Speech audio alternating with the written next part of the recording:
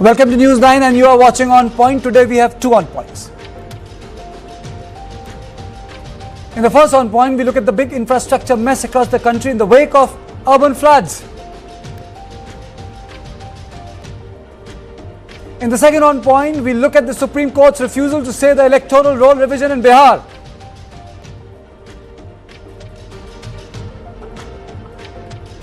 Now let's take a quick look at the headlines. Firing incident at Kapil Sharma's cafe in Canada, Khalistani terrorist takes responsibility.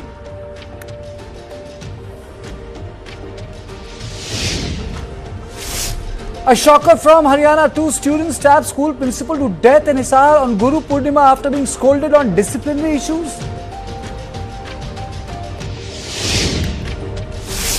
No vacancy for Karnataka CM's post. I will complete full term, says Siddaramaiah. Security forces launched search operation in Punch. Illegal weapons including 5 hand grenades recovered. Centre approves 1,066 crore package for flood and landslide hit states including Assam, Manipur, Meghalaya, Mizoram, Kerala and Uttarakhand. Karnataka government to provide midday meals to stray dogs in Bengaluru. BBMP approves 2.8 crore tender.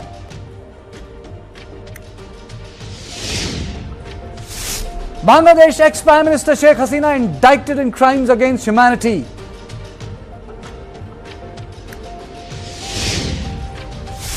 One killed, another critically injured as vehicle linked to TMC MLA Gautam Chaudhary rams into a scooty in Odisha's Balasore.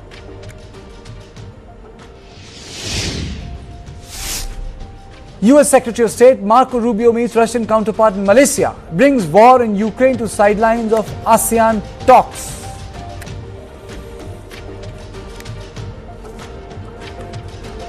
India's cities are drowning under floodwaters, and the cracks in our infrastructure are showing. Unplanned construction, rampant concretization, choked storm water drains, and disappearing water bodies. Why does urban India sink every monsoon? Let's look at the big infrastructure mess that rains are creating across the country and whether rains have created it or it is man-made. That is the question. Now rescue teams are working to pull out a truck that fell into the Mahisagar river after the section of Gambhira bridge collapsed in Gujarat's Vadodara district. So far 15 people have died and 9 others hospitalized after injuries. The incident happened when a truck, a van and a car were crossing the bridge during rush hour on Wednesday morning. A part of the structure gave away, causing the vehicle to fall into the river. Gambhira was a collapse which was waiting to happen. Social activist Vicky Srimali had exposed the dilapidated state of bridge in a video shot on June 29th. Despite his warning, the civic administration didn't pay attention. ચોમાસાની શરૂઆત થઈ ગઈ છે અને દર ચોમાસે આ પરિસ્થિતિનું ઉત્પન્ન થાય છે. દર ચોમાસે અવાજ ઉઠાવવો પડે છે અને દર ચોમાસે આ બ્રિજ આવી જ હાલતમાં રહે છે અને દર વર્ષે ખખડધજ વધારે થતો જાય છે. આ તંત્રના પાપે આ જે ખાડા છે દર વર્ષે પડે છે અને અત્યારે ખાડા એટલા ઊંડા છે કે જેમાં વાહનનો પછડાટ થવાથી વાહનને પણ નુકસાન થાય છે અને અહીંથી અવર જવર કરનારા અમારા જે ટુ વ્હીલર ની અંદર જેટલા પણ રાહદારીઓ છે તેમની પણ કમર ભાગે છે. આ જે ગંભીરા જે બ્રિજ છે તેના તમે દ્રશ્યો જોઈ શકો છો કે કેટલી હદે આ ખખડધજ બ્રિજ છે અને ક્યારે એનું નવીનીકરણ થશે એ તો ખબર નહીં, પણ માત્ર ચૂંટણી આવશે ત્યારે આ બ્રિજને યાદ કરીને સરકાર દ્વારા કઈ ને કઈ જાહેરાત કરવામાં આવશે, પણ એનું જે નવીનીકરણ તો ના કરો પણ તેનું રિપેરિંગ પણ એ લોકો વ્યવસ્થિત રીતના કરતા નથી. જો કોઈ કામદાર અહીંયાથી અવર જવર કરતા નાઇટ શિફ્ટમાં ઉજાગરો હોય, ઘરે પહોંચવાનું હોય, ચોમાસાનો મોસમ હોય અને આવી પરિસ્થિતિની જો આવા ખાડા એને ના દેખાય ને એ ખાડા પર પડે ને એનો અકસ્માત થાય ને એને કોઈ જાનહાનિ થાય તો એનો જવાબદાર કોણ? તંત્ર કે અધિકારી એની જવાબદારી લેશે?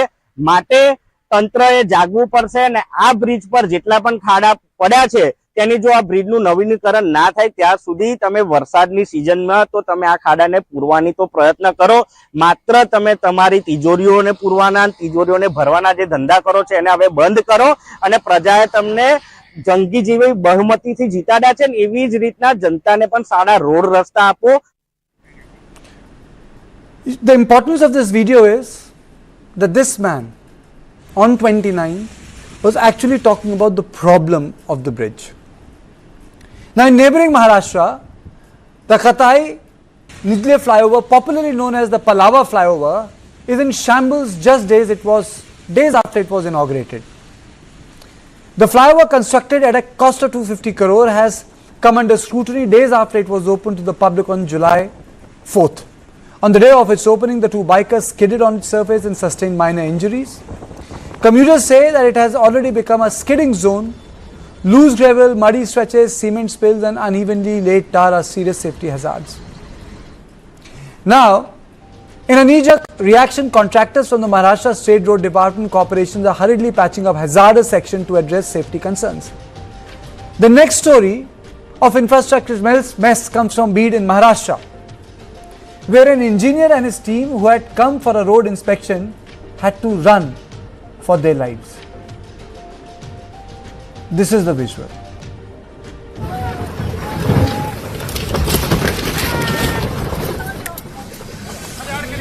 Let us play out the visual again. These are not the onlookers.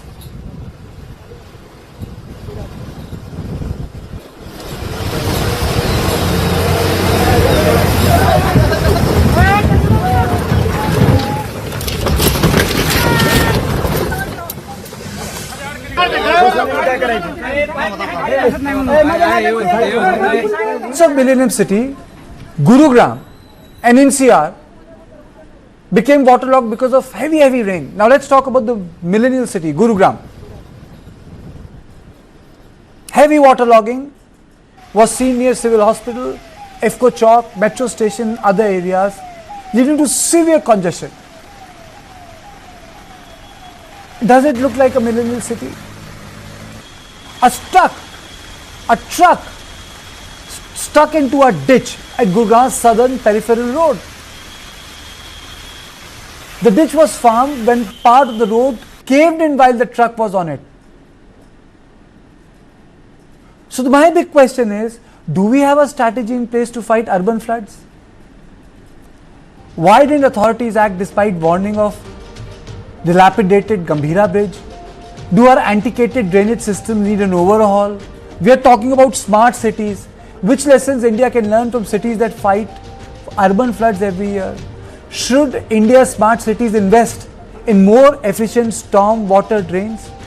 These are the questions I am going to take to my eminent panelist, Dr. S. Velumurugan, Chief Scientist, Central Road Research Institute. Thank you very much, sir, for joining me. Harjeet Singh, Founding Director, Satat Sampada Climate Foundation. Thank you, sir. And Dr. Sudhir Krishna, former Secretary Urban Development. Sir, it's always a pleasure to have you on board, sir. Let me straight away go to Dr. Krishna first. Dr. Krishna, today I have decided to take a sample of what is happening. What I really want to understand from you is, are we investing less in our urban infrastructure? Are we doing a shoddy job? Why do cities like Gurgaon flood every year? Dr. Krishna. Sir, have you completed your statement, sir? Yes. Okay. So, Karthikeya, you have asked very pertinent question, because now we are working towards Viksit Bharat, and we are planning to become one among the most developed countries in the next couple of decades, 2 decades only. And the challenges are such that we can't be sure of what we are going to achieve it. Now, the amount of money that is being pumped in public infrastructure is unprecedented. Never before has the budget of the organizations been as large as it is now. It is multi-fold increase is there in the last a decade or so. Many-fold increase in all this.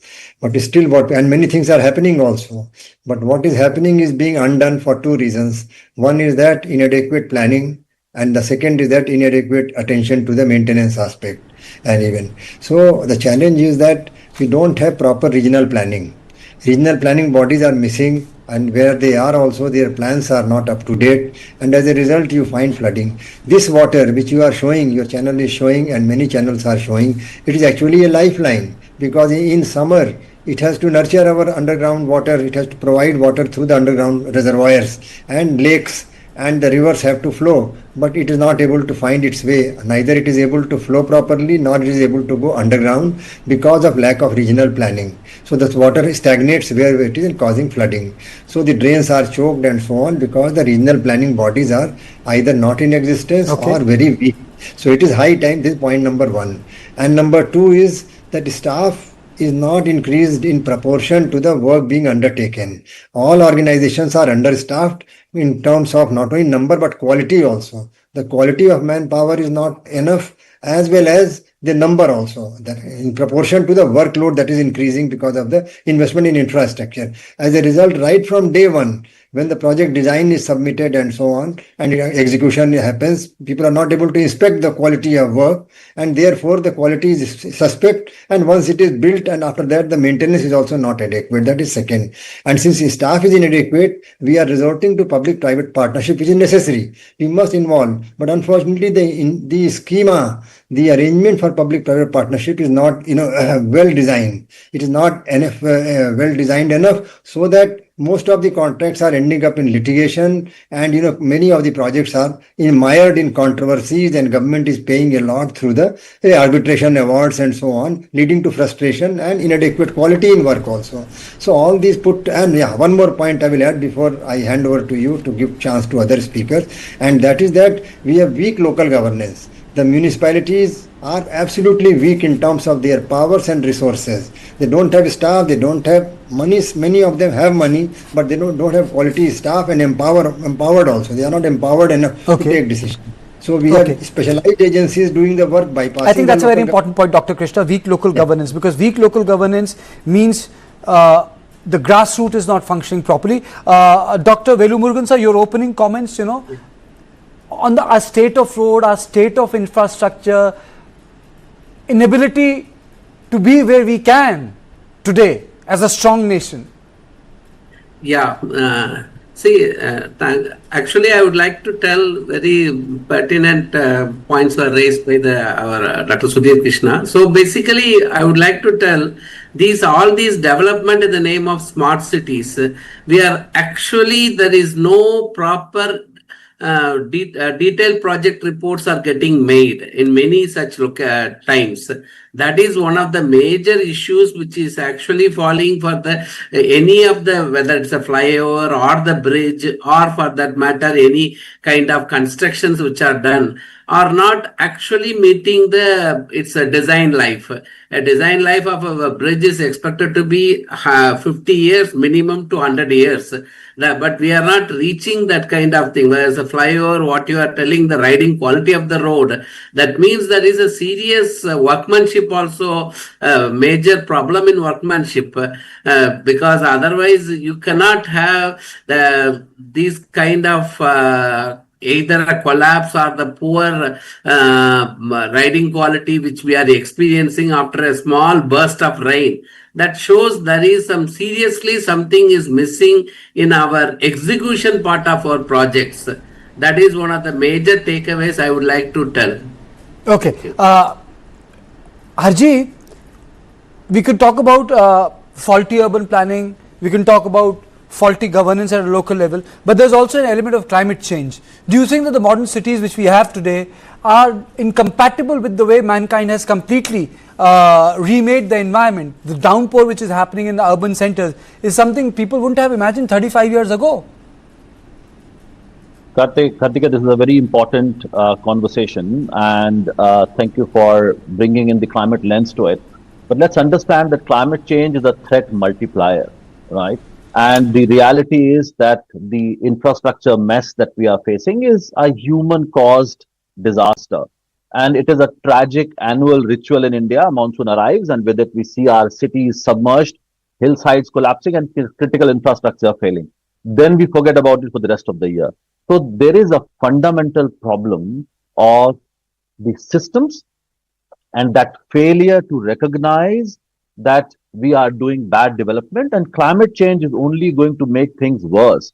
So climate change comes over and above the challenges that we are creating for ourselves. So we cannot blame climate change for all the disasters that we are seeing. There is no doubt that we are living in a world which is 1.6 degree warmer compared to pre-industrial era, and that has brought increased number of disasters, and their intensity has also multiplied. But the reason we are facing these infrastructural failing is basically a development flaw, and that we have to really break. We are in a vicious cycle. We build, floods and cyclones destroy. Of course, they're getting more intensified. We rebuild, and then the next climate event washes it away all over again. So we have not got our development right, and then climate change is only making it worse. And we need to understand the link between development and environment. The fact is, our development model is wrong. Okay. Look at how we are constructing cities. We are Let me broad-base my learning. question, sir. Then let me broad-base my question, and let me put this question to Dr. Krishna. Sir, our big cities are becoming, or it is becoming impossible, if I may put it like this, for our big cities to cope with monsoons. Bengaluru, sir, Gurugram, sir, Delhi, Mumbai, I can then go to the second tier cities. These cities are failing to cope with urban floods. And add to this is poor infrastructure, badly maintained highways, bad roads. What's the way out, sir? There is absolutely what you are saying is correct, but the answer to your last question is there is a way out. And the way out is that we have to have strong local governance and regional planning. Planning is a must. And how it is possible? Today satellite imagery is available. We can always delineate, because drainage planning is the fundamental to any planning.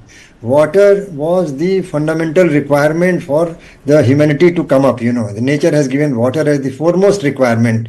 All over the universe, when we are sending probes, missions, we are trying to search where water is there, because without water, things cannot survive. But this water is becoming a challenge for us because we are not able to handle it properly. So let us clean up, let us make a drive to clear up, delineate all the natural drainage system network, which is possible through satellite imagery. And it is mostly a civil work only. It is civil work with some mindfulness. And the embankments, when they cleared up, they improve the life, quality of life also. They improve the vision of the city also. They improve the mindset and, happiness of the citizens. So first and foremost requirement is to make the drainage system cleared. And then after that, we have to improve the local governance side by side. Rest will follow. And of course, we are also losing the ethical values also. People are losing respect. Nobody is proud. The sense of pride in our city, the sense of pride in our work. If there is any commissioner or any engineer of any division or city or what zone, whatever you call, are they having pride that my zone, my drain? The word is not coming now. You don't hear from any officer that it is my trees. If I is a forest officer, my trees. If it is an officer of road department, my road. That word is not coming. Everybody is becoming so materialistic that it is just something like that. So I think this is a loss of value system also. And people used to feel proud of their area.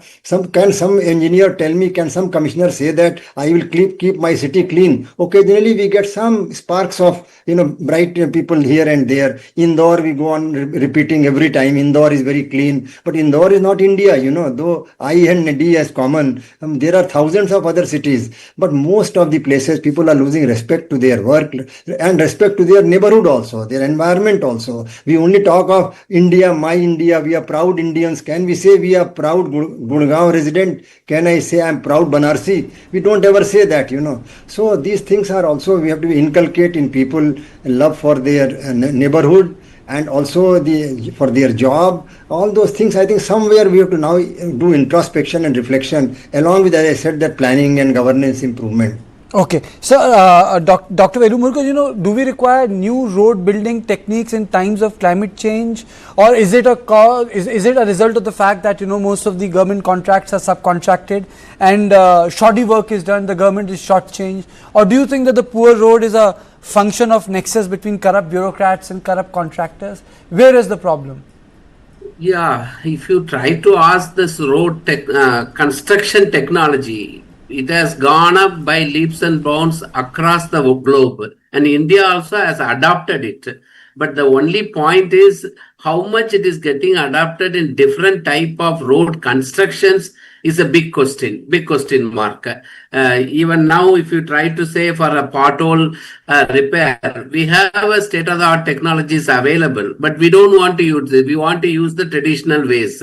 But only a few road constructions, we are trying to use the technologies, but state-of-the-art constructions. So that is our mindset is there in not properly doing the things, adopt it and use it, and also similarly how we go about in doing the construction. As I already pointed out, workmanship is a major issue which we are facing, and due to that only we are facing these kind of problems. And also one more small point I want to add about the drainage aspect which Dr. Sudhir Krishna was mentioning. For example, for the city of Delhi, 2018 itself, the master plan of revamping the drainage system has been made by IIT Delhi in 2018, but it has not seen the light of the day for the Delhi network. That's why even at 2 to 3 centimeters of rain brings in these kind of big problems, because the drains are actually overstretched, and we are not that construction of the road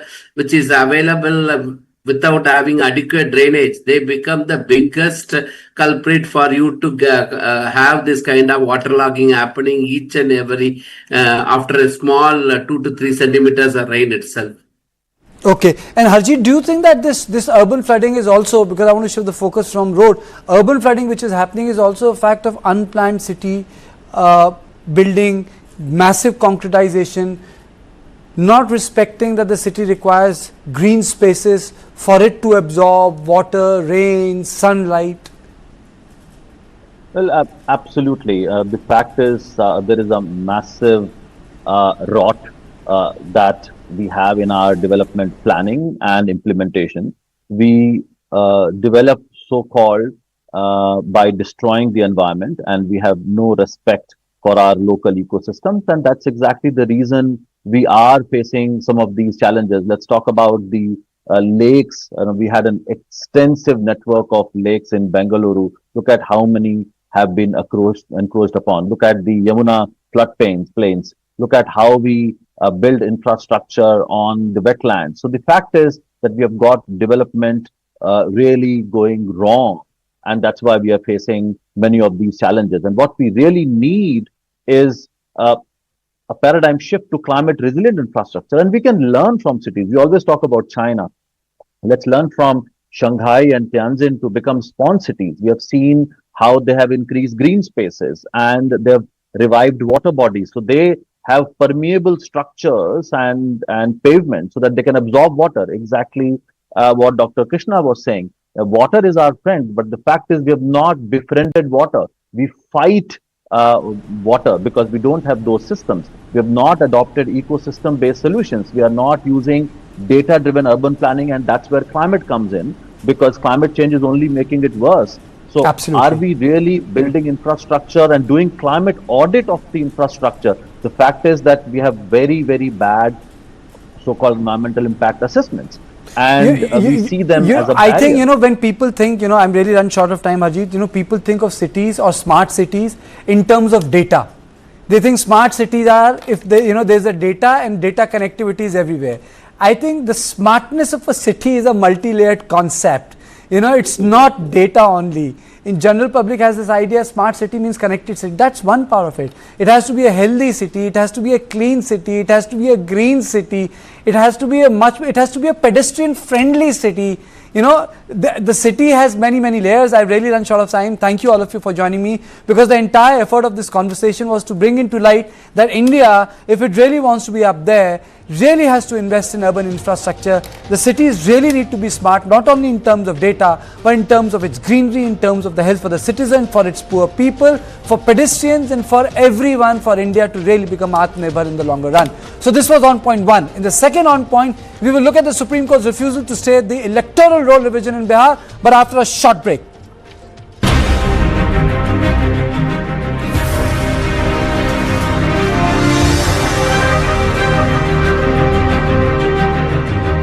This is the drive of your dreams. You and I, we are dreamers.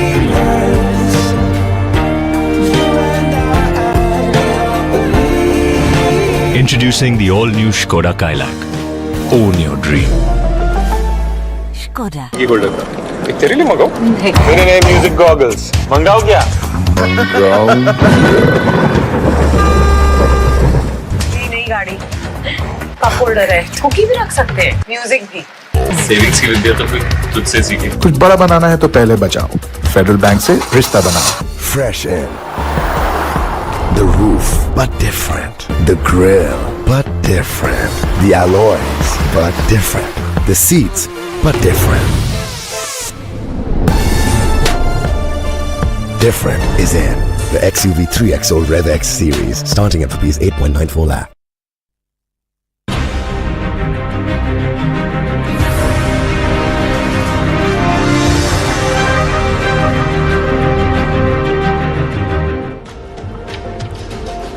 A Supreme Court bench of Justice Sudhanshu Dhulia and Joy Mala Bagchi has ordered the Election Commission to consider Aadhaar, voter ID and ration card as a valid proof of documentation for the special intensive revision of the electoral roll underway in the state. It also came as a reprieve for the centre as Supreme Court refused to stay the exercise. The special bench passed the order on the batch of 11 petitions challenging the ECI's decision and posted the matter for further hearing on July 28th. So what did the Supreme Court say? Consider Aadhaar, voter ID and ration card as a valid proof. SIR, an important issue which goes to the root of the democracy in India. SIR exercise is about identity. Why leave out Aadhaar? You can get caste certificate by showing Aadhaar card. Why is Aadhaar excluded? These are the questions which the court asked. Revision mandated in Constitution. Last such exercise was in 2003. Asserting citizenship is in EC's mandate. It's MH's mandate. Timing of exercise, questionable. Now let me play out the bite of Rajiv Pratap Rudy on this and the bite of Mrityunjay Tiwari of RJD and bite of Annie Raja from CPI. चुनाव के उस प्रक्रिया में जिसमें मतदाता सूची का पुनरीक्षण होना है उस पर रोक लगाने का आग्रह किया था. जो तर्क दिए थे उच्चतम न्यायालय ने उस पर सुनवाई की और सुनवाई करने के बाद ये स्पष्ट रूप से आया कि सुप्रीम कोर्ट ने उस पर किसी प्रकार का रोक चुनाव आयोग के उस प्रक्रिया पर जिस पर मतदाता सूची का पुनरीक्षण होना है रोक नहीं लगाया.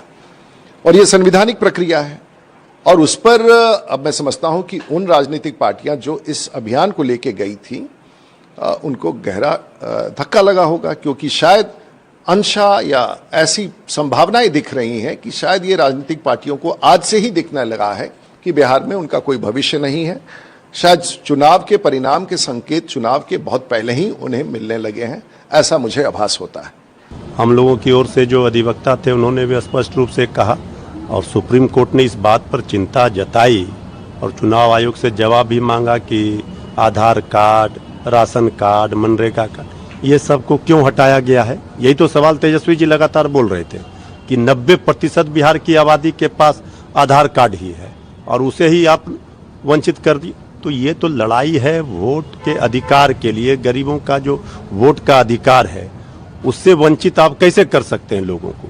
तो चुनाव आयोग से कई सवाल पूछे गए. The way Election Commission was taken up, or the entire process was something beyond its power. That is what we are analyzing. And as one of the petitioners, the Communist Party of India definitely feel that with such a short span and with such a hurry and without, initially the government, the Election Commission was saying that even their own election I-card will not be, voter I-card will not be acceptable for this SIR. So it was, it created a lot of anxiety among the voters of the. Approached by 11 petitioners, including area and the Trinamool Congress MP Mahua Mitra, who said that she feared a similar exercise before the election in Bengal, the court asked 3 important questions for the poll panel to explain. ECI's authority to conduct special intensive revision, validity of the review procedure, timing of revision just before election. Now, EC's response to the Supreme Court, important. Aadhaar is not proof of citizenship. No voter will be left out of poll roll. We are doing house-to-house survey. Everybody will get an opportunity to present their case. 70 lakh migrated from Bihar in last decade, this calls for revision. Citizenship should be checked for being a voter in India under Article 326. Now the petitioner's argument, Aadhaar card should be accepted. There is 87% coverage. EC voter ID, ration card should be accepted as citizenship proof. Exercise of such massive nature should be delinked with an impending election. ECI keeps saying that so many forms have come as if that